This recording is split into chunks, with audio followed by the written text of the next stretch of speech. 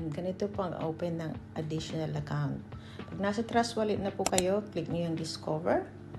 Tapos po sa taas, kung sa may banda na search bar, type nyo po ng app.revive.token.com. Yan. Pagkatapos po nyan, click nyo lang po yan dyan sa baba sa Go. Ngayon po, pag na-click nyo po yung Go, ay dadalhin kayo sa interface ng platform ni Revive. He will ask you to connect your wallet. Tapos connect nyo lang po pag i-prenup kayo na connect yung Trust Wallet ninyo ha. Yan. Tapos dito, ang next nyan ay hihingan kayo ng referral link. Ang referral link po na ibibigay nyo ay yung referral link ninyo na galing sa dashboard ninyo. Yung pinamimigay po nyo sa mga invite ninyo. Ngayon, nakasave na yung aking link. Yan. Kaya ikakopy ko na lang po siya. Tapos balik po ako mamaya sa aking dashboard.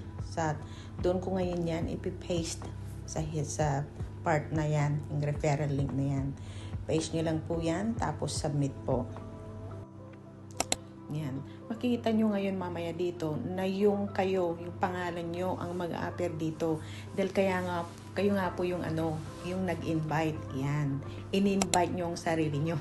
I-continue lang po yan. Tapos dadating na kayo dito. O, i-buy nyo na po yung first level nyo ng Matrix para ma-activate na po yung bago nyong account. Yan lang po, ganyan lang. So ngayon, ito na yung tinatawag nating additional account ninyo. Yan. So, mag-purchase na po kayo ng level 1 yan sa Matrix para ma-activate na rin.